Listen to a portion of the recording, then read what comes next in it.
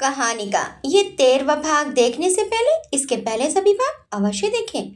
उधर मान और धारा एक हफ्ते के लिए घर से दूर जा चुके थे। इधर सुमेर जी की हवेली में कुछ और ही चल रहा था। परिणीता अब तक नाराज थी विराज से, और आज उसने विराज ने जो मैसेज भेजा था उसका कुछ बदला तो उससे ले ही लिया था। और इस समय दोनों में पकड़म पकड़ाई चल रही थी। रुको तुम, विराज ने परिणीता को पकड़ने की कोशिश की तो वो भागकर सोफे के दूसरी तरफ खड़ी हो गई और बड़ी बड़ी आंखें करके विराज को देखने लगी। डर और शरारत दोनों ही दिख रहे थे परिणीता के चेहरे पर। ऐसे बदला लोगी तुम? विराज ने परिणीता को पकड़ने की फिर कोशिश की पर वो हाथ ही नहीं आ रही थी। वो अनजान बनते हुए बोली, कैसा बदला? कौन सा बदला? मैंने क्या किया है जो इतना गुस्सा कर रहे हो? क्या किया है? कहते हुए आंखें पूरी तरह बड़ी की थी विराज ने, और एक हाथ बाकायदा कमर पर रखकर दूसरे हाथ को नचाते हुए पूछा था। मियाँ बीवी ननंद भौजाई बने हुए थे इस टाइम। क्या कहा डेड को कि मैं तुम्हारा ध्यान नहीं रखता, बात नहीं करता, कहीं लेकर नहीं जाता? कितना डांटा है उन्होंने, मुझे पता भी है। हाँ तो कौन सा झूठ बोल दिया? परिणीता ने दूसरी दिशा में सरकते हुए कहा। डरते हुए अकड़ भी दिखाई दी। एक बार, सिर्फ एक बार तुम्हें लेकर क्या नहीं गया? दुनिया जहान की बुराई करती मेरी, शर्म नहीं आती तुम्हें? बाकायदा डांटा था इस बार विराज ने। तो आप भी तो सबके सामने मुझे डांट रहे थे, आपको शर्म नहीं आई? दिन याद दिलाकर बराबर जवाब दिया था परिणीता ने। विराज बोला, वो दूसरे नहीं घर के सदस्य हैं, समझी? अच्छा तो यानी डांटते ही रहोगे सबके सामने? सोफे को एक और धकेल सामने आकर खड़ी हुई थी तनकर अब वो। कभी दो बात बोल भी दो तो क्या हुआ? पति हूं तुम्हारा, समझी? और पति परमेश्वर होता है, समझाया नहीं किसी ने कि कैसे इज्जत की जाती है पति की? विराज को टीवी पर सुना डायलॉग याद आ गया टाइम पर, तो अटकते हुए ही से ही बोल दिया। दुनिया पस्त होती दिखी अपने इस डायलॉग के सामने। अंदर से दिल खुश हुआ और सामने अकड़ते हुए खड़ा हो गया। परिणीता मुंह बनाकर बोली, परमेश्वर की बीवी भी कोई ऑर्डिनरी औरत नहीं होती, देवी होती है, समझे? तुम परमेश्वर हो ना, तो मैं भी देवी हूँ, देवी। बड़े आए परमेश्वर, कहकर उसने मुंह बनाकर चिढ़ाया। सारे उठते भरम खत्म कर खुद का अहम ओहदा गिना दिया और बता दिया कि दुनिया के किसी भी ओहदे पर बैठा मर्द सिर्फ पति ही होता है और कुछ नहीं। विराज को इस जवाब की उम्मीद बिल्कुल नहीं थी। वो हैरत से परिणीता को देख रहा था। 1 मिनट में औकात दिखा दी थी। क्या लड़की है ये? फिर आखिर हंसी आ गई, कब तक रोकता? विराज हार मानते हुए बोला, अच्छा माफ करो देवी। विराज ने दोनों हाथ सामने जोड़ लिए। तुमसे कोई नहीं जीत सकता। तो लड़ते क्यों हो? गलती याद दिलाई परिणीता ने। बहुत बड़ी गलती कर दी, पर बहुत बुरी हो तुम। मेरा पेट खराब है, मैं खाना नहीं खिचड़ी खाऊंगा। ये कब कहा मैंने? विराज की अगली शिकायत आई। सामने तो दांतों के बीच में होंठ दबाकर परिणीता ने हंसी रोकने की कोशिश की और मुंह दूसरी तरफ फेर लिया। हंस लो, सामने ही ज्यादा हंसी आ रही है तुम्हें अपने बेचारे पति पर। डैड के सामने बैठाकर उबली हुई खिचड़ी और सब्जियां खिलाई थी। विराज ने हार मानकर अपना दुखड़ा सुनाया। जीत नहीं सकता था, ये बात दिल से स्वीकार की थी। खुलकर हंसी थी परिणीता इस बार, और हंसते हुए ही विराज के पास बैठ गई। विराज ने मौका नहीं छोड़ा और तुरंत ही परिणीता को पकड़ लिया, और परिणीता भी भागी नहीं बल्कि विराज के सीने से लगकर बैठ गई। चलो उठो और तैयार हो जाओ, विराज ने उसे अपने से थोड़ा दूर करते हुए कहा। कहाँ जाना है? विराज बोला, तुम्हारी शिकायतें दूर करने, और थैंक यू भी तो देना है ना तुम्हें। परिणीता ने असमंजस से पूछा, थैंक यू वो किस लिए? विराज मुस्कुराकर बोला, इतने कम टाइम में दोनों के लिए लगेज तैयार कर दिए, वो भी उनको पता चले बिना। कमाल ही है ये। और तुम हो ही कमाल की चीज। तारीफ की थी मुझसे भी और आंखों से भी। ज्यादा कुछ करना नहीं पड़ा। दोनों के शादी के सारे नए कपड़े अभी तक उनके रूम में पहुंचे ही नहीं थे, तो बैग बनाने में कोई दिक्कत हुई ही नहीं, और उनको पता भी नहीं चला। कार में बैठने से पहले ही रखवा दिए थे लगेज। आंखें मटकाते हुए होशियारी के झंडे गाड़े थे परिणीता ने। विराज बोला, बड़ी मुश्किल से माँ ने दोनों कसम देनी पड़ी वहां रुकने के लिए। परिणीता बोली, चलो कैसे भी रुक तो गए ना कम से कम, और घर से दूर रहकर अकेले में एक दूसरे के साथ कुछ ज्यादा महसूस करेंगे दोनों, और एक दूसरे को समझेंगे भी। विराज ने जवाब दिया, हाँ वो तो है। अच्छा अब तुम चलने को तैयार हो रही हो या नहीं? क्योंकि मैं भी अब अकेलापन महसूस कर रहा हूँ और मुझे भी साथ की जरूरत हो रही है। क्या कहती हो तुम? विराज ने पूछते हुए आंख दबा दी। होठों पर शरारती मुस्कान थी, पर परिणीता ने पूरे गुस्से से घूर कर देखा। विराज उठते हुए बोला, अच्छा बाबा, मैं वॉशरूम में जा रहा हूँ, तुम तैयार हो जाओ। परिणीता ने आंखें दिखाई तो तुरंत ही हाथ जोड़ दिए। विराज की जिंदगी में जब से परिणीता आई थी, उसकी दुनिया ही बदल गई थी। चंचल सी परिणीता ने पूरे घर को संभाल लिया था। उसके सहज भाव और मिलनसार आदत से सब उससे खुश थे और वो भी सबका पूरा ध्यान रखती थी। और सबसे बड़ी बात, विराज को बेहद चाहती भी थी। दोनों के बीच अब गहरी मोहब्बत हो गई थी। सुमेर जी दोनों को साथ देखकर बहुत खुश थे। बस अब वो चाहते थे कि मान भी विराज की तरह खुश रहे, उसका शादीशुदा जीवन भी खुशहाल हो।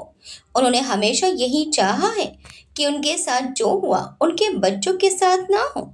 वो अपने दोनों बच्चों के शादीशुदा जीवन को खुशहाल देखना चाहते थे और इसके लिए वो कुछ भी करने को तैयार थे। इसीलिए जब उन्होंने मान की आंखों में संजना के लिए पसंद देखी तो संजना को अपने घर की बहू बनाने को तैयार हो गए। पर होनी को तो कुछ और ही मंजूर था। इधर कॉटेज में कुछ था जो नींद में भी धारा को आस पास महसूस हो रहा था। धारा की नींद हमेशा से कच्ची थी, इसलिए थकान के बाद में नींद में किसी के होने का एहसास हो रहा था। फिर कानों में खटर पटर की आवाजें आने लगी। धारा को बेचैनी महसूस हुई और नींद खुलने लगी और आवाजें स्पष्ट सुनाई देने लगी। अब धारा को डर लगने लगा। नींद खुल चुकी थी पर आंखें नहीं खोली। उसे ध्यान था कि वो इस वक्त एक सुनसान से रिजॉर्ट में है और आंखें खोलने की हिम्मत नहीं हो रही थी। हाथ बढ़ाकर पता किया मान बगल में ही सोया था। डर कर उसकी तरफ धीरे से सरकी, थोड़ी और सरकी। अब समझ आ गया कि मान के बिल्कुल करीब है तो थोड़ी सी आंख खोलने की हिम्मत की और कमरे में चारों तरफ देखा। नजर विंडो की तरफ गई। पास रखी टेबल पर काले फर में लगी दो चमकीली आंखें दिखी।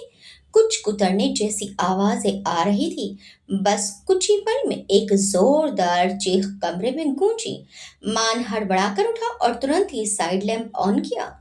कमरे में थोड़ी सी रोशनी हुई और उसके साथ ही धारा आकर उसके सीने से चिपक गई। अचानक ही सब कुछ हो रहा था। कुछ समझ नहीं आया। उसने भी धारा को अपनी बाहों में ले लिया और नजर सामने गई। बिल्ली चूहे की मिली जुली नस्ल का कोई जानवर इन आवाजों से डर कर बाहर की तरफ भागता हुआ दिखा। जाते जाते अपनी लंबी पूंछ से टेबल पर रखा फ्लावर पॉट भी गिराकर चला गया। अब कुछ बात बिना कहे मान की समझ में आई और उसने धारा को अपने से दूर किया और उठकर कमरे की लाइट ऑन की और खिड़की की तरफ भागा। थोड़ा बाहर की तरफ झांक कर देखा, फिर अच्छे से देखा कि कोई और जानवर तो नहीं और खिड़की बंद कर दी। डरो नहीं, कमर बिच्छू था। धारा के पास आकर मान बोला। धारा पूरी तरह से ब्लैंकेट में लिपटी थी। मान ने आवाज लगाई तो थोड़ा सा चेहरा बाहर निकाल कर देखा। सामने मान बैठा था, बिखरे बालों और निंदित चेहरे के साथ उसे ही देख रहा था। नींद में खलल पड़ने से थोड़ी चिढ़ हो रही थी, साथ में उबासियां भी आ रही थी। डरो नहीं, चला गया। मान अपनी जगह आकर बैठ गया। धारा ने पूछा, क्या था? मान बोला, कबर बिच्छू था। बिल्ली जैसा जानवर होता है जो नदी और तालाबों के आसपास रहता है। खिड़की खुली देखी होगी तो आ गया होगा। धारा ने बेतुका सवाल किया, आप जानते हो उसे? मान ने भी बेतुका जवाब दिया, हाँ, मेरे साथ ही पढ़ता था। पता नहीं चला मजाक था ये चिढ़।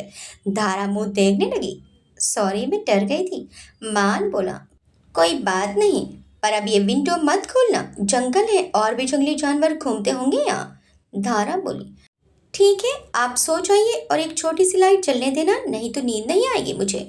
मान ने उसे समझाया, अब कोई नहीं आएगा तो डरो मत, और वैसे एक तरह का लैंप ऑन कर देता हूँ जी।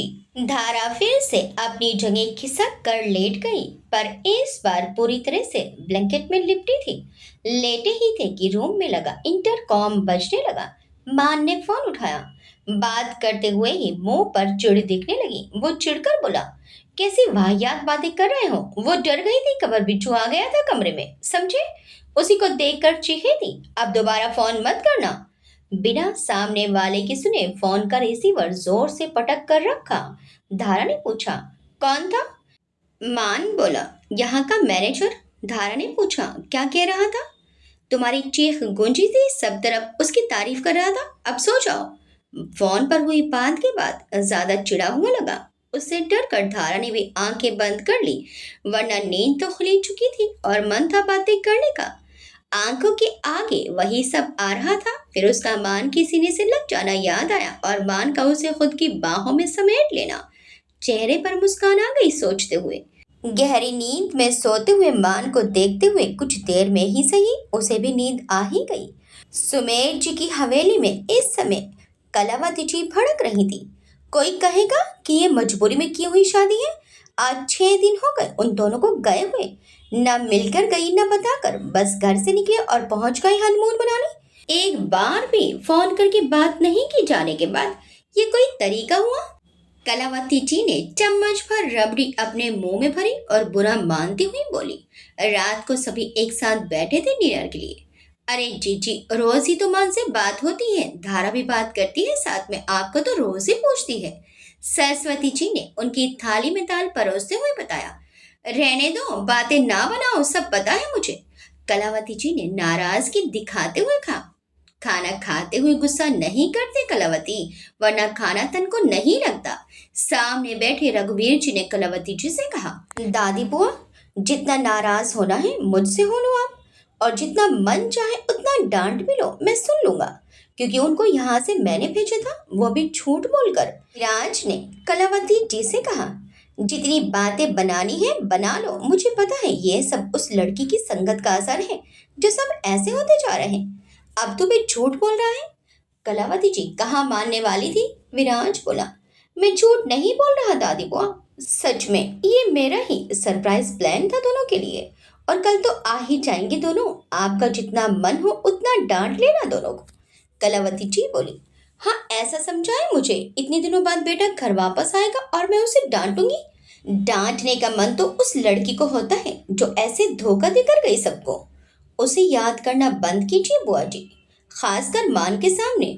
उसने कैसे खुद को संभाला है ये हम ही जानते हैं, और फख्र है अपने बेटे पर कि उसने इन सारी बातों की वजह से कोई भी गलत डिसीजन नहीं लिया। इस बार सुमेर जी ने कहा। हाँ ये तो है, मान ने बड़ा बर्दाश्त किया, वरना कोई और होता तो कब का टूट जाता और पता नहीं क्या क्या कर गुजरता। कोई कसर नहीं छोड़ी थी उस लड़की ने बेशर्मी की। पता नहीं कौन से जन्म का बदला लेने आई थी। कलावती जी ने संजना को कोसते हुए कहा। दादी बुआ, संजना को तो हम सब अच्छे घर का मानते थे, देखो उसने क्या किया। और जिसे आप अभी तक भी अच्छा नहीं समझ पा रही, उसी धारा ने इस घर की इज्जत को रखा। पता है, बातें सिर्फ हमारे लिए ही नहीं, धारा के लिए भी बनी है, बल्कि हमसे ज्यादा उसके लिए बुरा भला कहा गया है कि उसने ये सब करवाया है, मान को फंसाया है अपने जाल में, और भी पता नहीं क्या क्या। विराज ने बताया। है? कौन कर रहा है ऐसी बातें? और जो करा है उनको बताओ कि धारा कैसी है और गलत कौन है। ऐसे कैसे कोई हमारी बहू के लिए कुछ भी कहेगा? कलावती जी विराज की बात सुनते ही थोड़ी ज्यादा ही तेज में आ गई और इतना साफ बोल गई। उनकी कही बातें सुनते ही सबके चेहरे पर मुस्कान आ गई। अरे वाह दादी बुआ, क्या बात है, आप ये सब धारा के लिए बोल रही हैं? अभी कुछ देर पहले तो कुछ और ही कहा जा रहा था। परिणीता से रहा नहीं गया, वो भी अब बोल ही पड़ी। हाँ तो क्यों नहीं बोलूंगी मैं, कोई दुश्मन थोड़ी हूँ उसकी। मेरे मान की बहू है वो, बस उसके तौर तरीके पसंद नहीं आते मुझे। कलावती जी की बातों से सब मुस्कुरा रहे थे। आप सिखा देना दादी बुआ प्यार से। परिणीता को मौका मिला था बोलने का तो वो भी पीछे नहीं हट रही थी। अरे कहाँ, मैं कौन सा यहाँ पड़ी रहने वाली हूँ। बहुत दिन हो गए, इस बार तो मन ही नहीं हुआ सबको इन हालातों में छोड़कर जाने का। अब ये काम तो भाभी शाही करेंगी, सिखाने का भी और प्यार करने का भी। मुझे तो बस अब वापस जाना है। क्या दादी बुआ, इतने से ही तो दिन हुए हैं, आप अभी कहीं नहीं जाने वाली, यहीं रहेंगी हमारे साथ। विराज ने बड़े ही मान से उन्हें मनाते हुए कहा। हाँ दादी बुआ, अभी तो आपको रुकना पड़ेगा, हम सब नहीं जाने देने वाले अभी आपको। परिणीता अभी कहाँ पीछे रहने वाली थी। भाई अभी तो मैं नहीं रुकने वाली, अब तुम दोनों को मेरी ज्यादा ही याद आए तो जल्दी से दोनों खुशखबरी सुना देना, मैं आ जाऊंगी तुरंत ही। कलावती जी विराज और परिणीता को देखते हुए बोली। मैं सब्जी ले आती हूँ, खत्म हो गई। परिणीता सब्जी लाने के लिए दाल का बॉल उठाकर किचन की तरफ भाग गई। पहली बार देखा था परिणीता को इस तरह शर्माते हुए। क्या दादी बुआ आप भी? विराज भी झेप कर एक तरफ बैठ गया। सभी उन दोनों की हालत देखकर हंस दिए। उधर धारा और मान का आज आखिरी दिन था, तो वहां मौजूद सभी कपल्स के साथ आकर बैठ गए थे। आज कॉटेज के बाहर बीच में आग जलाकर सभी एक साथ बैठे बातें कर रहे थे। और लड़कियों ने अपना ग्रुप बना लिया था और लड़कों ने अपना। एक लड़की ने धारा से पूछा, आप धारा है ना? धारा मान प्रताप सिंह शेखावत। और वो मान प्रताप सिंह शेखावत आपके पति? धारा बोली, जी। आप पहचानती हैं हमें? लड़की बोली, मैं भी आपकी सिटी से ही हूँ। और मान प्रताप सिंह शेखावत को कौन नहीं जानता, खासकर अपनी ही सिटी में तो वो हीरो हैं। पता है कितनी ही लड़कियों का दिल टूटा था उनकी शादी की खबर सुनकर। धारा सुनकर मुस्कुरा दी। उसे सोनिया की कही बातें याद आ गई जो वो अक्सर मान के लिए बोलती थी। वो लड़की आगे बोली, जब उनको यहाँ देखा तो मैं चौंक ही गई थी। मुझे उम्मीद नहीं थी कि मान प्रताप सिंह शेखावत जैसा इंसान इस चीप सी जगह पर अपना हनीमून मनाने आएगा। पर आपको देखकर समझ गई कि ये काम जरूर आपने ही किया होगा। उनका स्टैंडर्ड गिराकर यहाँ लेकर आ गई। इस लड़की की कही अजीब सी बात धारा को समझ नहीं आई और वो ना समझी से उसका चेहरा देखने लगी, पर अब चेहरे पर कोई मुस्कान नहीं थी। वैसे एक बात पूछूं? बेशर्मी से मुस्कुराती हुई वो धारा के और करीब खिसक कर आई और उसके कानों में धीरे से फुसफुसाकर बोली, वैसे ऐसा क्या कर दिया तुमने कि मान प्रताप सिंह शेखावत जैसे इंसान तुम्हारा दीवाना हो गया और अपनी इतनी सुंदर गर्लफ्रेंड को उसकी शादी वाली रात छोड़कर तुमसे शादी कर ली? तुम कहीं पहले से ही प्रेग्नेंट तो नहीं हो गई थी जिसकी वजह से उनको तुमसे शादी करनी पड़ी? अब की बार दूसरी लड़की ने जो पास में ही बैठी थी उसने बीच में बोलकर पूछा, जो कब से पहली वाली की बेहुदा बातें मजे लेकर सुन रही थी। पर धारा का चेहरा उनकी बातों को सुनकर गुस्से और शर्म से बुरी तरह लाल हो चुका था। उसने लड़कों के ग्रुप में बैठे मान को देखा जो बातें करने में मसरूफ था। कैसी बातें कर रही हैं आप? शर्म नहीं आती आपको? इस बार धारा को बर्दाश्त नहीं हुआ तो उसने गुस्से में उन दोनों को देखते हुए कहा, आहा, बड़ी भोली बन रही हो इतना बड़ा कारनामा करके। पहली वाली ने अपने कंधे से हल्का सा धक्का देते हुए धारा से बोला, साथ में एक आंख भी दबा दी। बॉस को फंसा लिया इस हद तक कि उसने तुम जैसी से शादी भी कर ली और अब हमें भोली बनकर दिखा रही हो। उसका बोलना बंद नहीं हो रहा था और धारा से अब सुना नहीं जा रहा था। चलो बता भी दो क्या क्या कैसे कैसे किया जो इतना रईस बंदा फंस गया तुम्हारे जाल में।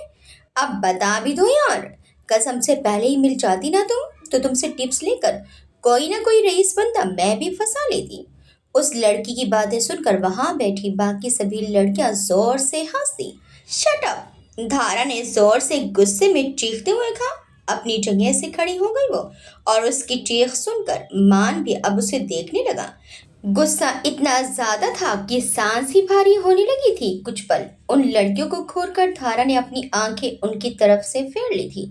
आंखों में नमी तैरने लगी थी और शरीर में हल्का कंपन होने लगा।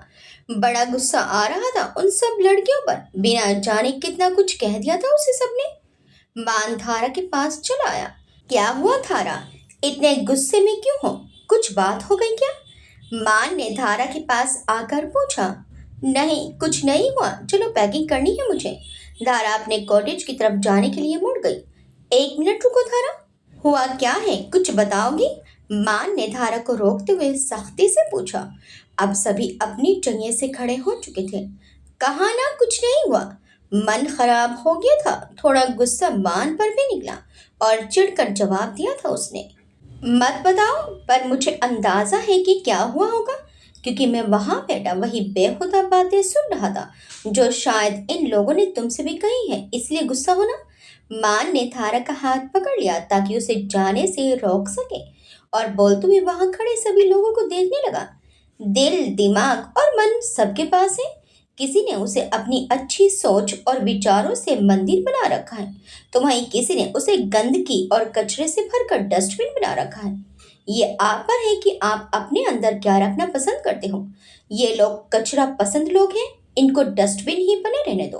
और हमारी जिंदगी में क्या हुआ है, हमने क्या किया है क्या नहीं किया, इस पर ज्यादा ध्यान न देकर आप सब अपने आप का और अपने अपनों का ध्यान रखें तो ज्यादा बेहतर होगा। और ये मेरी वाइफ है, मिसेस धारा मान प्रताप सिंह शेखावत। खबरदार, जो एक गलत शब्द भी बिना जाने किसी ने कहा तो, वरना अच्छे से जानते हैं मैं कौन हूँ और क्या क्या करने की हैसियत रखता हूँ। जो अभी तक कुछ भी बोले जा रहे थे, उन सभी के मुंह मान का गुस्सा देखकर डर के मारे बंद हो चुके थे। किसी के भी सामने बोलने की हिम्मत नहीं रही। मान की बातें सुनकर धारा की आंखों में रुके आंसू निकल पड़े। दिल दिमाग ठंडा पड़ा और गुस्सा शांत हुआ। मान का हाथ पकड़े अपने कॉटेज की तरफ चल दिए, पर अंदर ही अंदर कई तरह के तूफान उठने लगे थे। मान बोला, सॉरी धारा, मेरी वजह से तुम्हें इतना कुछ सुनना और सहना पड़ा। धारा बोली, अंदाजा है आपको इस एक हफ्ते में हम एक दूसरे से कितनी बार सॉरी कह चुके हैं और सुन चुके हैं। आज धारा का लहजा नाराजगी भरा था। मान बोला, सब मेरी गलती है धारा, और भुगतान सभी को करना पड़ रहा है, सबसे ज्यादा तुम्हें। धारा बोली, बार बार खुद को दोष देना बंद कीजिए। ये सब किस्मत का खेल है, जितना बिगड़ना था उतना बिगड़ा, और जितना संभाल सकते थे सबने मिलकर संभाला। मान ने कहना चाहा, धारा लगेज पैक कर लीजिए, सुबह निकलना है और मुझे नींद भी आ रही है। सामान उठाकर बैग में रखने लगी। बात कहने और सुनने का मन नहीं था, सो जता दिया। धारा मेरी बात सुनो। मान ने हाथ पकड़कर रोकना चाहा। आप क्यों नहीं सुन रहे हो? नींद आ रही है मुझे और थकान भी हो रही है, कहकर धारा ने हाथ छुड़ाना चाहा। मान ने पूछा, अफसोस हो रहा है मुझसे शादी करके? चेहरे पर दर्द उभर आया था। पता नहीं क्या सुनने की चाहत थी धारा से।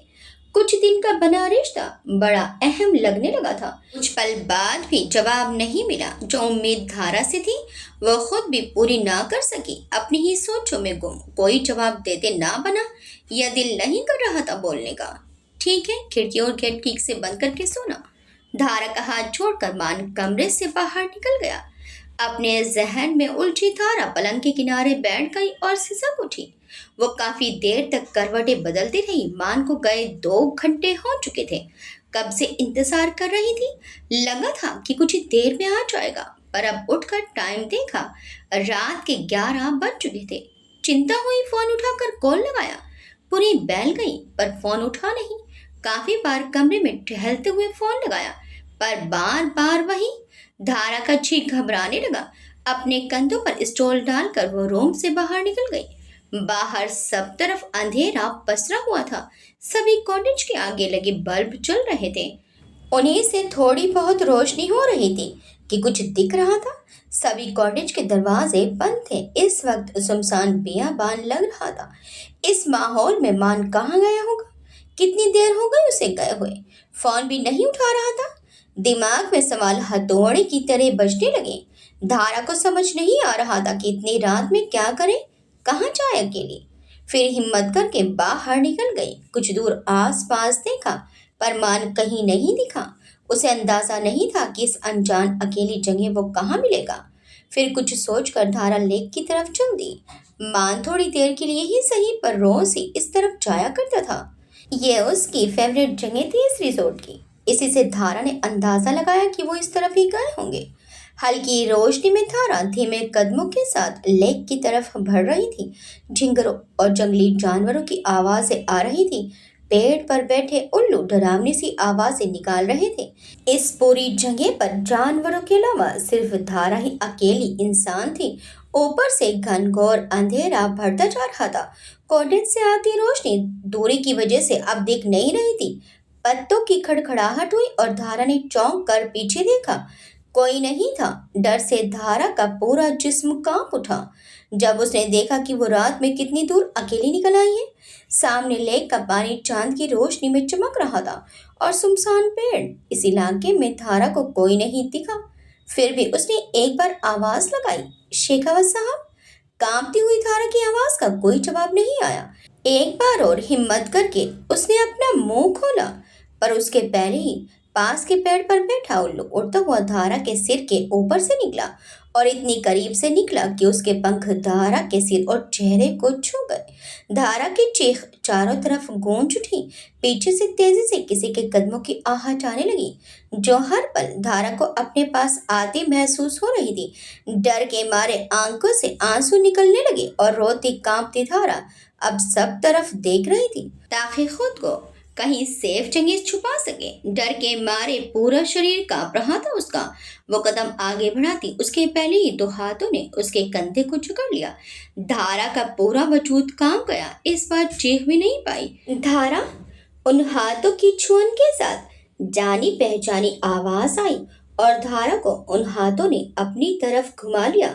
सामने मान खड़ा था और हैरान परेशान सा धारा को आंखें फाड़े देख रहा था। वो और कुछ कहता इसके पहले ही धारा की आंखें बंद होने के साथ शरीर भारी हो नीचे की तरफ गिरने लगा और वो बेहोश हो गई। बेहोश धारा को अपने हाथों में उठाए मान अपने कॉटेज की तरफ बढ़ रहा था। उसके पीछे टॉर्च से रोशनी करते मैनेजर और एक चौकीदार साथ चल रहे थे। मान ने धारा को बेड पर लिटा दिया। चेयर पर बैठा मान धारा को देख रहा था, जो पिछले 1 घंटे से बेहोशी की नींद सो रही थी। बेहोश होने के बाद से अभी तक उसे होश नहीं आया था। मैनेजर ने एक डॉक्टर से वीडियो कॉल पर मान से बात करवा दी थी। ये बेहोशी स्ट्रेस और सदमे का नतीजा थी, जो कुछ देर में अपने आप ठीक हो जानी थी। उसे सुकून से सोता देखकर मान को बेचैनी हो रही थी, क्योंकि ये सुकून बेहोशी का था। होश में तो आज वो बहुत परेशान थी। मान उठकर धारा के पास आकर उसके सिरहाने बैठ गया और उसके ठंडे हाथों को अपनी हथेलियों से हल्के से रब करने लगा, ताकि हाथ गर्म हो जाए। फिर कुछ देर तक उसके सिर पर हाथ फेरता रहा, पर धारा के शरीर में कोई हरकत नहीं हुई। वो वैसे ही सोई हुई थी। मान उठकर वापस चेयर पर आकर बैठ गया और वापस धारा को ऑब्जर्व करने लगा और कुछ देर बाद धारा की बेहोशी टूटी और उसने अपनी आंखें खोल दी। धारा धारा की आंख खोलते ही मान उठकर तुरंत धारा के पास आया और उसके सिर पर हाथ फेरा। धारा ने मान को देखा और उठकर बैठ गई। तब की फिक्र अब गुस्सा बन चुकी थी और अभी कुछ समय पहले जो खौफ उसने महसूस किया था, उसने आग में घी का काम किया। अपने ऊपर डले ब्लैंकेट को हटाकर धारा खड़ी हो गई और नाराज नजरों से मान को देखने लगी। तुम ठीक हो? मान ने उसके पास आते हुए पूछा। कहाँ थे इतनी देर से? पता है कितनी ज्यादा परेशान थी आपके लिए। कब से इंतजार कर रही थी। कहाँ थे आप? बताइए कहाँ थे? धारा गुस्से से लगभग चीख रही थी, साथ में आंखों से आंसू भी निकलने लगे। गला भारी हो रहा था। मान बस उसे देखता ही रह गया, जो कुछ पल पहले शांत चित्त के साथ सो रही थी। होश में आते ही अंगारा हो गई। मान बोला, बाहर चला गया था थोड़ी देर के लिए। धारा ने पूछा, कहाँ गए थे बाहर? कहाँ जाऊंगा, यहाँ कोई जगह है क्या? अपनी कार में ही जाकर बैठ गया था, वहीं बैठे बैठे आंख लग गई थी। बताकर नहीं जा सकते थे कि कहाँ जा रहे हैं? मैं कब से परेशान थी, पता है आपको? गुस्सा कम नहीं हो रहा था उसका। क्या बताकर जाता? बात भी नहीं कर रही थी तुम मुझसे। तुम पर तो दूसरों की बातों का इतना ज्यादा असर था कि मेरी बात का जवाब देना भी जरूरी नहीं समझा तुमने। धारा रुंधे गले से बोली, अच्छा इसलिए कितने कॉल किए मैंने आपको, एक कॉल का भी जवाब नहीं दिया आपने मुझे। बदला ले रहे थे मुझसे? मान बोला, कैसी बातें कर रही हो धारा? तुमसे बदला क्यों लूंगा मैं? मोबाइल साइलेंट मोड पर था इसलिए पता नहीं चला। वो तो पता नहीं कैसे मेरी नींद खुली और मैं वापस रूम की तरफ आया तो दरवाजा खुला मिला मुझे और तुम कहीं नहीं थी। पता है कितना डर गया था मैं जब तुम मुझे रूम में नहीं दिखी। कितना कोसा उस पल मैंने खुद को। धारा बोली, ढूंढने गई थी आपको, इतनी देर हो गई थी आपको गए और फोन किया तो फोन भी नहीं उठा रहे थे। मैं कितना डर गई थी वो पता है आपको? कमरे में अकेला छोड़कर चले गए, वो भी बिना बताए। न आंसू रुक रहे थे न गुस्सा कम हो रहा था धारा का। तो बेवकूफ लड़की मुझे ढूंढने उस सुनसान जंगल की तरफ क्यों गई? कुछ हो जाता तुम्हें तो? मान भी गुस्से से बोला, हाँ तो बढ़िया है ना, कुछ हो जाता तो आपका पीछा छूटता मुझसे। आपको तो मैं वैसे भी पसंद नहीं ना। गुस्से में क्या कहे जा रही थी उसे पता नहीं था और बात कहीं की कहीं और जा रही थी। धारा डांटते हुए नाम लिया मान ने। क्या बोल रही हो, पता भी है कुछ? कुछ भी बोल रही हो यार तुम। तुम्हें अकेला छोड़कर गया क्योंकि उस वक्त अपसेट लग रही थी तुम। न मुझसे बात कर रही थी और ना ही किसी बात का जवाब दे रही थी। तो सोचा थोड़ी देर अकेला छोड़ दूं तुम्हें, इसलिए बाहर चला गया। फिर कहीं कुछ दिखा नहीं तो कार में जाकर बैठ गया। क्या करता कहाँ जाता बताओ।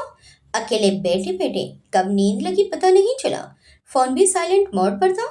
मान भी परेशान होकर गुस्से से चिल्ला उठा, और अभी सॉरी बोल दूंगा तुम्हें तो वो भी अच्छा नहीं लगेगा। क्या करूं बताओ तुम। धारा रोते हुए बोली। परेशान थी मैं, वो सब बहुत गंदी गंदी बातें कर रही थी मेरे और आपके लिए। मान बोला, मुझे पता है क्या क्या कह रही होंगी वो सब तुम्हें। मेरे साथ बैठे उनके पति भी मुझे वही सब बोल रहे थे। लोगों के दिमाग की गंदगी है धारा, जिसे जो सोचना है सोचने दो, कहना है कहने दो। हम किसी की सोच पर रोक नहीं लगा सकते। किस किस की बात का क्या क्या जवाब दोगी बताओ। धारा भरी आंखों से बोली। तो वो सब कुछ भी बोलते रहे क्या और सुनती रहूं। मान बोला, तो फिर जाओ और एक एक से लड़ती फिरो। परेशान होकर मान मुंह फेर कर खड़ा हो गया। सिर दुखने लगा था बेकार की बहस से। मुझे पता है धारा कि मेरी वजह से तुम भी फंस चुकी हो। संजना और वंश ने जो किया है उसका असर तुम पर भी पड़ा है, बिना किसी गलती के। और बल्कि मुझसे ज्यादा तुम्हें परेशानी झेलनी पड़ रही है, इसका अंदाजा है मुझे धारा। पर अब बताओ कि क्या करूं, तुम्हारा गुनहगार बना बैठा हूं। तुम बताओ धारा, कोई रास्ता सुझाओ मुझे जिससे ये सब ठीक हो सकता हूँ। जान देकर भी अगर सब ठीक होता हो तुम्हारे जीवन में तो मैं उसके लिए भी तैयार हूँ। मैं तो बस वैसे भी नहीं जीना चाहता धारा। बुरी लगने लगी है जिंदगी अब मुझे। एक कतरा आंसू का मान की आंखों से बह निकला। धारा का गुस्सा शांत हुआ मान की बात सुनकर। सॉरी शेखावत साहब, मैं डर गई थी बहुत आपको ना पाकर। मान के गालों पर आए आंसू को अपनी हथेली से साफ कर धारा उसके सीने से जा लगी। बहुत अजीब हालातों में बना रिश्ता है ये धारा। अपने सीने से लगी धारा को देख रहा था मान।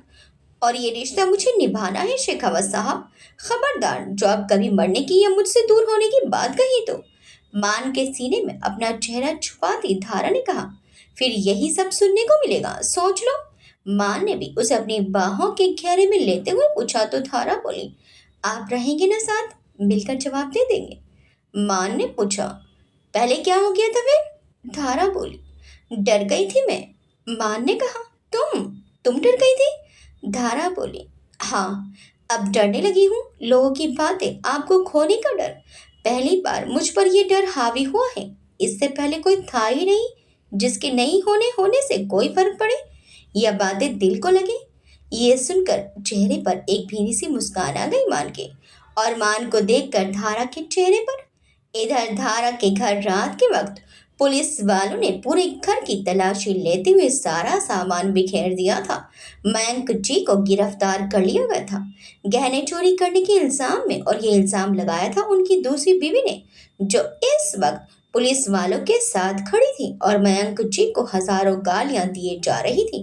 कावेरी जी एक तरफ हाथ बांधे तसल्ली से खड़ी थी, जैसे उन्हें इन बातों से कोई फर्क ही नहीं पड़ रहा हो। कहाँ है मेरे गहने, चीखते हुए उस औरत ने मयंक जी का गिरेबान पकड़कर पूछा। डरे हुए मयंक जी ने कावेरी जी की तरफ देखा तो उन्होंने अपनी नजरें उन पर से हटा ली। कावेरी जी ने इस वक्त चेहरा कठोर किया हुआ था। वो गुस्से में बोली, बस बहुत हुआ आप सबका। ये मेरा घर है, कोई बाजार नहीं जो यहाँ आकर आप सब हंगामा मचा सके। और तुम्हें इतने दिनों बाद अपने गहनों की सुधाई। वो औरत बोली, ये आया था कुछ दिन पहले मेरे पास माफी मांगने और कह रहा था कि मुझे वापस रख लो। कुछ वक्त रुका था ये घर में, उसके बाद से ही मेरे सारे गहने गायब हैं। इसके पहले भी काफी सारी नकदी लेकर गायब हो गया था आपका ये पति। कावेरी जी बोली, मेरा नहीं आपका पति मुझसे बहुत पहले ही नाता तोड़कर तुम्हारे पास जा चुके थे। अब तुम जानो या ये, मुझे इनसे कोई मतलब नहीं, ना ही मेरा अब इनसे कोई वास्ता है। लेकर चले जाओ उनको यहाँ से और जो करना है करो। हम में से कोई भी इनकी जिम्मेदारी नहीं लेता। मयंक जी कावेरी जी की बात सुनकर चौंक गए। कावेरी, ये क्या कह रही हो, मुसीबत में मुझे अकेला छोड़ रही हो तुम। मयंक जी बौखलाए से चिल्लाए, ये आप क्या कह रहे हैं। कावेरी जी ने मयंक जी को आईना दिखाया। मयंक जी बोले, मैंने सारे पैसे तुम सब पर खर्च कर दिए। मयंक जी ने सबके सामने खुलासा किया ताकि कहीं से बच सके। कावेरी जी बोली, हमने नहीं मांगे थे आपसे, ना ही आपको यहाँ रहने बुलाया। आप खुद अपनी मर्जी से यहाँ रहने आए थे। और रही गहनों की बात तो हमें नहीं पता। आप ले जाएं इनको और पता कर लो कि कहाँ करे इन्होंने आपके गहने। कावेरी जी ने पल्ला झाड़ लिया। चीखते चिल्लाते मयंक जी को पुलिस वाले गिरफ्तार करके ले जा रहे थे। पीछे पीछे वो औरत भी गालियां देती कोसती हुई चली गई। मम्मी, ये सब क्या हो गया? विशाल कावेरी जी के पास आकर खड़ा हुआ। उसने कुछ कहना चाहा, पर कावेरी जी बोली, सब अपनी करनी को भोगते हैं, जाने दो। ये इंसान है ही इस लायक। इसके पीछे बहुत कुछ सहा है और अपने बच्चों को भी भुगतवाए हैं। अब और नहीं। घर का दरवाजा बंद करके कावेरी जी अंदर चली गई। बिखरे सामानों को समेटते सभी अपने कमरे में चले गए। धारा और मान काफी देर तक बातें करते रहे, इसलिए रात को सोने में काफी देर हो गई थी, तो नींद भी लेट खुली। वापसी की तैयारी कर दोनों कुछ ही देर बाद रिजॉर्ट से निकल चुके थे। कल रात की हुई तकरार ने सही काम किया था। दूरी कुछ कम हुई थी उनके दरमियान। धारा का हाथ थामे मान बाहर निकला था, आंखों पर ब्लैक गॉगल्स लगाए। मान ने ब्लू डेनिम जीन्स के साथ लाइट पिंक शर्ट पहनी हुई थी, और ये महज इत्तेफाक था या जानकर किया गया एक अमल कि धारा भी अपने हल्के गुलाबी लखनवी सूट पर कढ़े नीले फूलों के साथ मान के रंग में रंगीन नजर आ रही थी। धारा को गाड़ी की फ्रंट सीट पर बैठाकर मान भी ड्राइविंग सीट पर आ बैठा। धारा की तरफ मुस्कुराते हुए देखकर कुछ बातें करते हुए मान ने भी गाड़ी स्टार्ट कर रिजॉर्ट के बाहर की तरफ निकाल ली। गाड़ी रिजॉर्ट से बाहर निकलकर जा चुकी थी। रिजॉर्ट के रिसेप्शन हॉल में खड़ी वो लड़की जिसने कल अपनी बेहुदा बातों से धारा को परेशान करने में कोई कसर नहीं छोड़ी थी, धारा और मान को जाते हुए देख रही थी और उनके जाने के साथ ही उसने एक कॉल लगा दी। तुम तो कहती थी कि मान प्रताप सिंह शेखावत तुम्हें दीवानों की तरह चाहता है, वो रह नहीं पाएगा तुम्हारे बिना। पर यहाँ जो मैंने देखा वो देखकर तो मुझे तुम्हारी किसी भी बात पर कोई यकीन नहीं रहा। सामने से कुछ बोला गया। मैंने वो सब कुछ कहा उस लड़की को जो तुमने मुझसे कहने को कहा, बल्कि दो चार बातें हमने ज्यादा ही कह दी थी, पर उसको कही बातों का जवाब हमें मारने दिया, वो भी अच्छे से जलील करके। डस्टबिन कहकर गया वो तुम्हारा एक्स जो उस धारा का पूरा हस्बैंड लग रहा था। सामने से फिर कुछ कहा और पूछा गया, पता नहीं, पर दोनों हर वक्त साथ में अच्छा खासा वक्त बिताते दिखे थे हमें। मेरी मान संजना, अब मान को भूल जा। इतने से दिनों में वो भी तुझे भुला चुका है और उस लड़की के साथ खुश है। सामने से आती आवाजों और उस लड़की के बदलते चेहरे के भावों को देखकर समझ आ रहा था कि उसको अच्छी खासी सुनने को मिली थी। देखो संजना, मैं तुम्हारी नौकर नहीं हूँ जो तुम मुझसे इस तरह से बात कर रही हो। दोस्त होने के नाते मैंने तुम्हें यहाँ मान और धारा के होने की खबर दी थी। मैं तो यहाँ अपने हस्बैंड के साथ अपनी हॉलीडे स्पेंड करने आई थी, और तुम्हारी बेफिजूल की बातों को मान हमने वो सब कर दिया। मेरे हस्बैंड ने भी मेरा साथ दिया, पर बाद में मुझे कितना कुछ सुनने को मिला है अपने हस्बैंड से, तुम्हें पता भी नहीं होगा। सामने से फिर कुछ कहा गया तो वो लड़की बोली, देखो संजना, रईस वो मान प्रताप सिंह शेखावत है, तुम नहीं, और उसको छोड़ने के बाद तो तुम कुछ भी नहीं, इसलिए अपनी हैसियत में रहकर बात किया करो। मैं दोस्त हूँ तुम्हारी, नौकरानी नहीं, समझी। और वो धारा सच में तुमसे ज्यादा अच्छी लग रही थी मान के साथ। दोनों बहुत प्यार से एक दूसरे का हाथ थामे निकले यहाँ भी रिजॉर्ट से। ये सब जानकर जान जलते हुए बात कही और फोन काट दिया। रस्सी जल गई पर बल नहीं गया, ये कभी नहीं सुधरने वाली। वो लड़की बड़बड़ाते हुए वहां से चली गई। सुबह सुबह मूड खराब कर दिया। गाली देकर फोन को बेड पर फेंक कर अपना सिर थामे संजना अपने हॉस्टल के छोटे से 10 बाई 10 के रूम में बैठी थी। आ तो गई थी यहाँ, पर मन नहीं लग रहा था। माँ ने भी बात करने से इनकार कर दिया था। अकेली संजना को अब ये अकेलापन कुछ दिन में ही खलने लगा था, और जब उसे निधि का कॉल आया कि उसने मान और धारा को देखा है साथ में, तो उसका जी जल उठा। ख्वाहिशें सिर उठाने लगी। धारा से शदीद जलन हुई कि वो उसकी छोड़ी बेहतरीन लाइफ जी रही है और वह यहाँ इस गुर्बत में आ गई है। प्यार में धोखा मिला और पूरी जिंदगी तबाह हो गई। दोनों हाथ खाली थे उसके।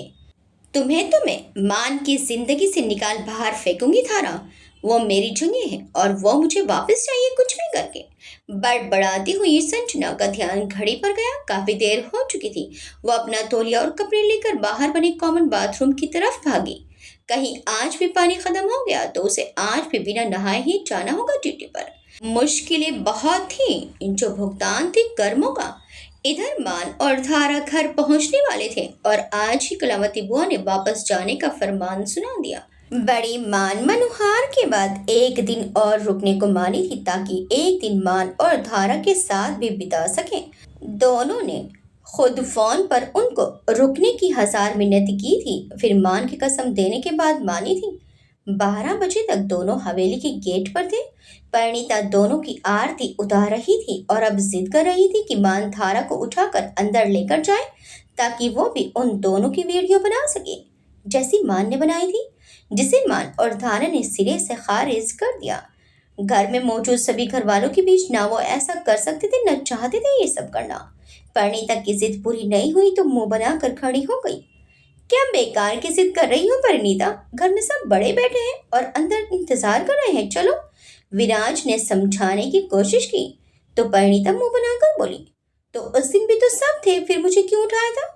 विराज बोला, क्योंकि उस दिन आप गधे घोड़े बेचकर कुंभकर्ण की नींद सो रही थी और उस दिन नहीं रात हो रही थी।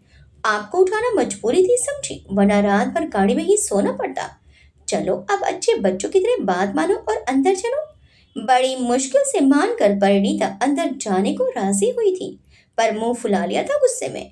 मान परिणीता को छेड़ते हुए बोला, भाभी आप कहो तो मैं आपको उठाकर ले जा सकता हूँ। विराज बोला, सही कह रहे हो मान, सबसे छोटी बच्ची है ये घर की, इनको गोद में ही उठाकर ले जाना पड़ेगा, तभी मानेगी।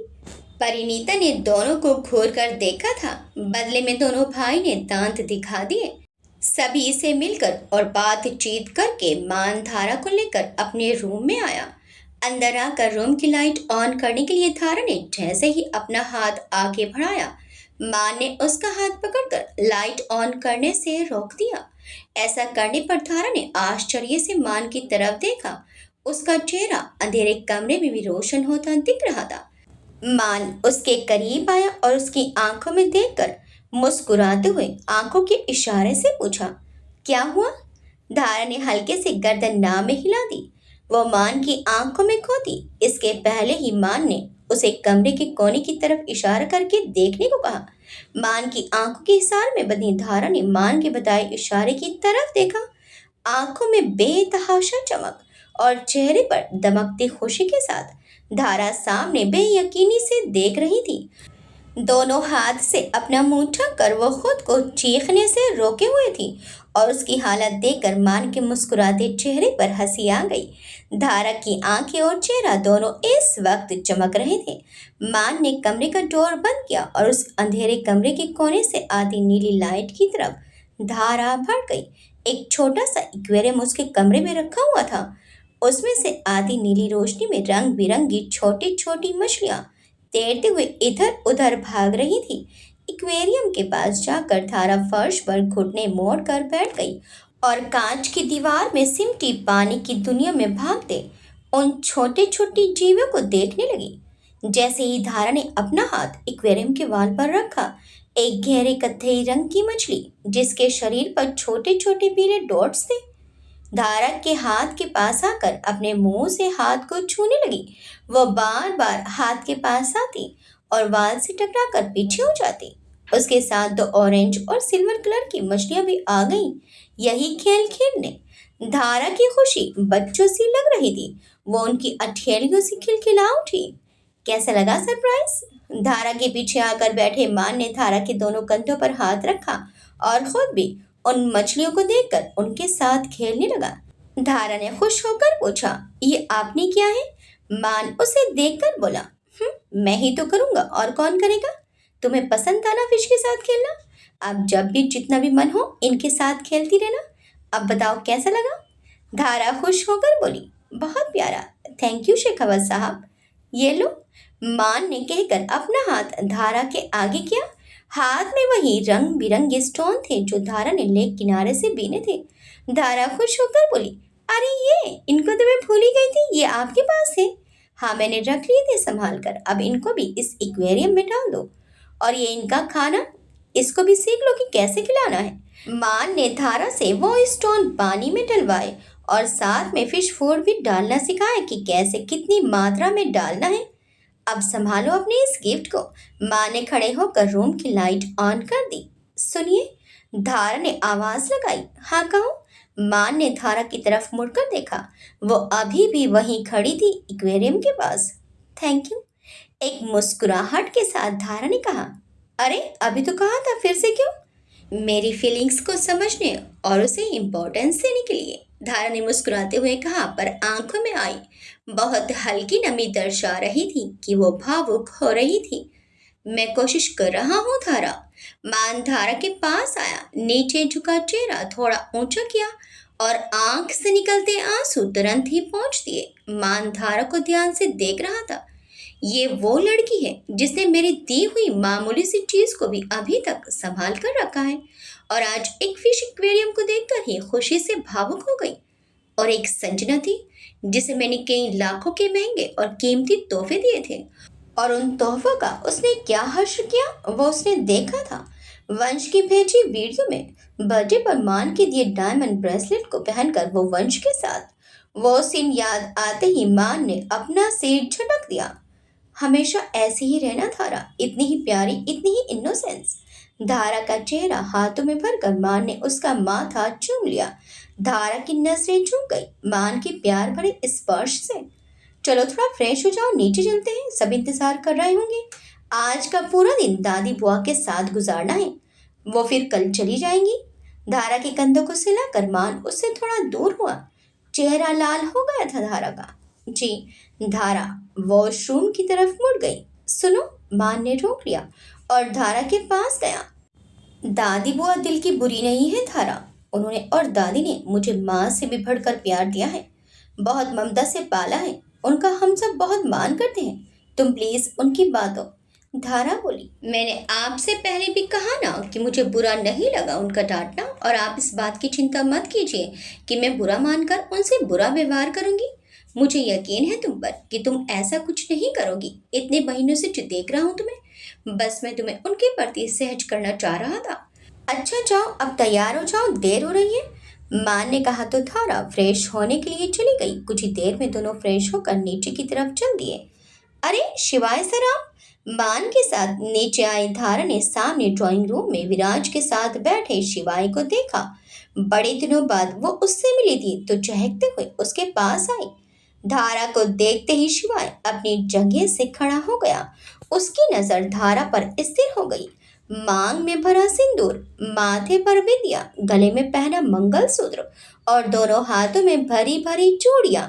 ये वो रूप था जिसकी कल्पना शिवाय रोज करता था, पर अपने लिए शिवाय के दिल में तेज टीस उठी। आंखें नम होने को आई, पर बड़ी मुश्किल से ही सही, लेकिन उसने खुद को जैसे तैसे रोक लिया। पर चाहकर भी धारा के चेहरे से नजरें नहीं हटा पा रहा था। यहाँ कैसे आना हुआ? मान की आवाज से उसका ध्यान टूटा और अपनी गलती पर शर्मिंदा होकर उसने नजरें धारा से हटा ली। अब उसे हक नहीं था इस तरह धारा को देखने का। मान धारा की बगल में आकर खड़ा हो गया। उसने अपना दाहिना हाथ धारा के दाहिने कंधे पर रखकर उसे अपनी बाहों के घेरे में ले लिया। वो लगातार गहरी और ठंडी नजरों से शिवाय को देख रहा था। फिर एक नजर उसने धारा को देखा। ऐसा करो, दादी के रूम में चले जाओ, भाभी और दादी बुआ भी वही हैं, उनसे मिलो और बातें करो, उनको अच्छा लगेगा। मैं आता हूँ थोड़ी देर में भाई। दारा के गालों को सहलाते हुए माँ ने बड़े प्यार से उसे समझाते हुए दादी के रूम की तरफ इशारा किया तो धारा बोली, जी मैं आपसे बाद में मिलती हूँ शिवाय सर। मुस्कुरा कर धारा ने कहा और सरस्वती जी के कमरे की तरफ चली गई। धारा के जाने के बाद मान ने अपनी नजरें अब शिवाय की तरफ की। जेब में हाथ डाले वो उसे गहरी गुस्से भरी नजरों से घूर रहा था और यहाँ आने की वजह तलाश रहा था। धारा के जाने के बाद मान ने शिवाय की तरफ देखा। उसकी नजरें जाती हुई धारा की तरफ थी। Don't you dare. शिवाय की गिरबान मान के हाथ में थी। उसकी शर्ट का कॉलर पकड़े मान ने अपना चेहरा शिवाय के चेहरे के बिल्कुल करीब कर लिया था। शिवाय बोला, मान तू गलत समझ। उसकी बात काट कर मान उसे घूर कर बोला, तू गलत तरफ देख रहा है, हिम्मत भी मत करना उसकी तरफ देखने की। सीधे तौर पर मान ने धमकाया था। मान यहाँ नहीं, तुम दोनों को यहाँ इस तरह कोई भी देख लेगा तो 1000 सवाल पूछेंगे, विराज ने कहा और दोनों के बीच आकर खड़ा हो गया। वो भी सब जानता था क्योंकि मां ने नशे में सब कह दिया था। विराज बोला, तुम स्टडी रूम में जाकर बात कर सकते हो। मुझे इससे कोई बात नहीं करनी है भैया, इससे कहो कि यहाँ से चला जाए। मां ने बात करने से साफ तौर पर मना कर दिया। शिवाय उसे देखकर बोला, बस एक बार मेरी बात सुन ले मान, फिर चाहे तो बात मत करना। Get out. मान बुरी तरह शिवाय को घूर कर देख रहा था। प्लीज मान, बस एक बार।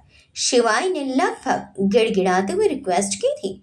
मान, वो यहाँ तक आया तो उसकी बात सुन लो, फिर चाहे जो करना। विराज ने मान को समझाया तो वो चाहकर भी कुछ नहीं बोल पाया। फिर खुद ही स्टडी रूम की तरफ इशारा करके चला गया। शिवाय को बात करनी थी इसलिए वो उसके पीछे जाने लगा, पर विराज ने पीछे से उसके कंधे पर हाथ रखकर कुछ पल के लिए रोक लिया। आज के बाद धारा की तरफ नजर उठाकर भी मत देखना, विराज ने उंगली दिखाकर धमकाया। शिवाय अटकते हुए बोला, नहीं भैया वो। विराज बोला, आंखों से नियत दिख जाती है, तेरी नियत मुझे समझ आ रही है। पहले जो भी हो, अब वो मेरे भाई की पत्नी है, इस घर की बहू। अपनी निगाह को संभाल कर रखना। शिवाय का सिर झुक गया, जिसको देखना पहले जिंदगी का सबब लगता था, अब गुनाह हो गया था।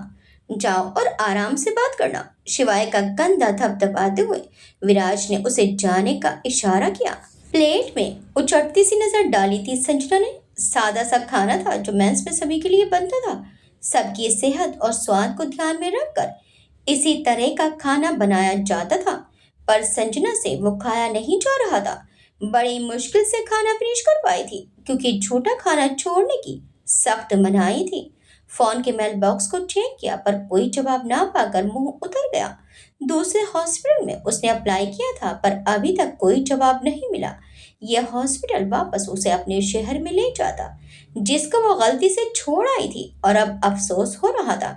कई बार वो खुद को कोस चुकी थी अपनी भावुकता में किए गए उस फैसले को लेकर। उसे अपना शहर नहीं छोड़ना था, चाहे कुछ भी हो जाता। कम से कम मान के नजदीक तो रहती। अपनी प्लेट उठाकर वो मैस के सिंक की तरफ गई ताकि प्लेट को धोकर रख सके। तभी फोन पर आए मैसेज की टोन सुनते ही प्लेट को वहीं छोड़कर वो मैसेज देखने लगी और उसकी आंखें खुशी से चमक उठी। उस हॉस्पिटल से संजना के लिए इंटरव्यू के मैसेज था। अब वो वापस उसी शहर में चली जाएगी। मान के करीब आने की वो हर मुमकिन कोशिश करेगी। वो मान को मना ही लेगी। उसे बस किसी भी तरह उस धारा को मान की जिंदगी से निकालकर खुद की जगह वापस पानी है। एक बार हवेली में वापस चली जाए तो धीरे धीरे वो सबको मना लेगी।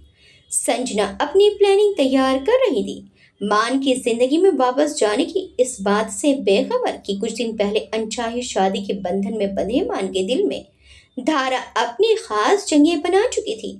ये रिश्ता उसके लिए अब बहुत स्पेशल हो गया है और अब संजना की उसकी जिंदगी में कोई जगह नहीं है। और ये बात संजना समझकर भी शायद नहीं समझना चाहती। उसे अभी भी वही मान याद है जो उसे दीवानों की तरह चाहता था, पर उसे बिल्कुल भान नहीं था कि उसके धोखे ने मान को पूरी तरह से बदल दिया है और अब वो संजना से बस नफरत करता है। आगे क्या होगा? संजना अब कौन सा नया बम मान की जिंदगी में फोड़ना चाहती है? क्या शेखावत परिवार संजना के इस वार से खुद को बचा पाएगा? शिवाय मान से क्या बात करने आया है? क्या मान और धारा एक हो पाएंगे या फिर संजना के वार से सब कुछ बिखर जाएगा? आपको ये कहानी कैसी लगी हमें कमेंट्स करके जरूर बताइएगा। वीडियो अच्छी लगी तो वीडियो को लाइक शेयर सब्सक्राइब करना मत भूलिएगा। मिलते हैं इस कहानी के अगले भाग में। Till then bye bye.